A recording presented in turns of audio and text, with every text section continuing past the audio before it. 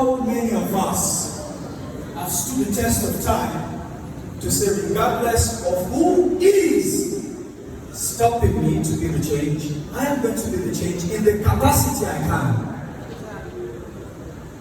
I started off from the serial grammar school, wherein I always appreciate Mr. Akiwande Junisa.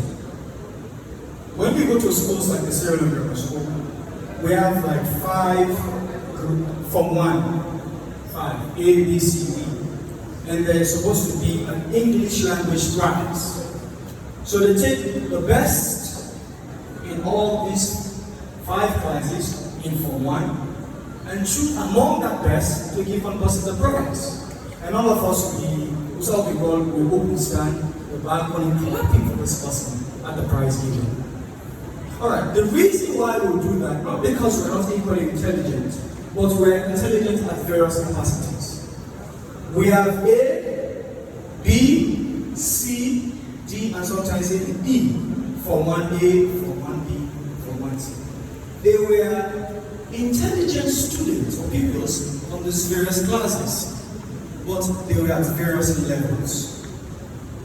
They made impact to get the English language prize, but there was one who superseded the others. What we always said as prize giving, do not consider someone's success to be a result of your failure, but in the same time, take up responsibility to enhance your success to equate to someone's achievement. I am tired of being very diplomatic with ourselves. That's why I'm not even going according to script. How many of us can consciously say, before this event, I have achieved this one thing towards the midterm goal, and the section in the midterm goal that is addressing youth development in this country? How many of us can look in the mirror without nobody charging us, no minister, no motivational speaker, to say, I can proudly stand here, even if His Excellency is present, that, sir, this is what I have done towards making the change at this level to impact this target in the midterm development goal, which is our agenda, as my brother rightfully said. How many of us have gone through that document, just the section in the document that speaks to just youth? Can I have a hand? Exactly. So until we master our craft, master our situation with resilience, how can we address the problem?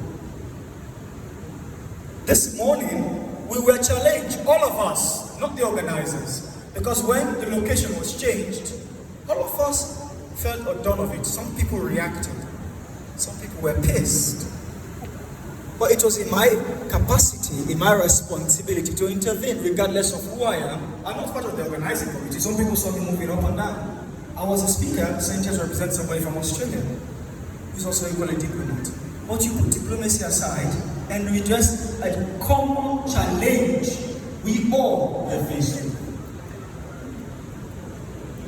These are the easiest of instances I want us to reflect on. How many of us will say, after the kind contribution of His Excellency, the $500 that was given, we say, organizers, we don't have much. We have 5,000. We have 10,000 units. This is what we can give towards the position paper which we agreed are the challenges we want to address, that you should take forward to Parliament, take forward to the Minister of Youth, take forward to His Excellency the President at State House. Sir, we need the government into this as our own contribution in addressing the challenges of youth in the Republic of Syria.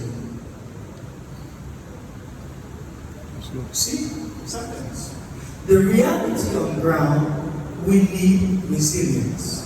I am not better than no one of you sitting here, nor him. But it took him resilience to get to where he is, to motivate us to do more. I am doing the same. We need resilience in our common corners, either in school, in university, in our communities, to bring the change we need to see. You start with your appearance. You start with the way we communicate. It starts with the way we share platform. It starts with the way we enhance and support each other. The fact still remains, as my time is almost running out, is to see that without we addressing our common global challenges at local levels, at the levels we find ourselves,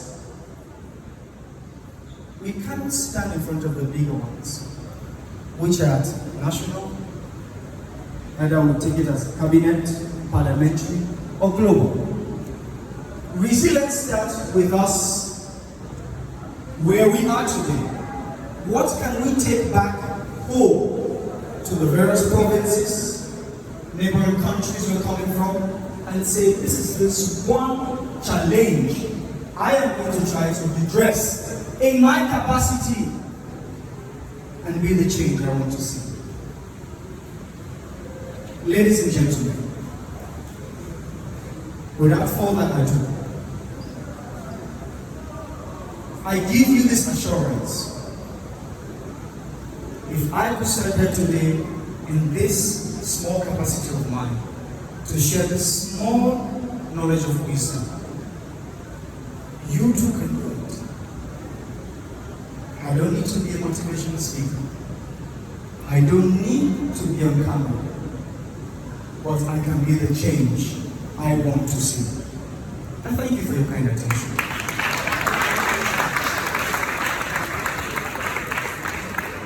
Thank you so much, Mr. Kallon.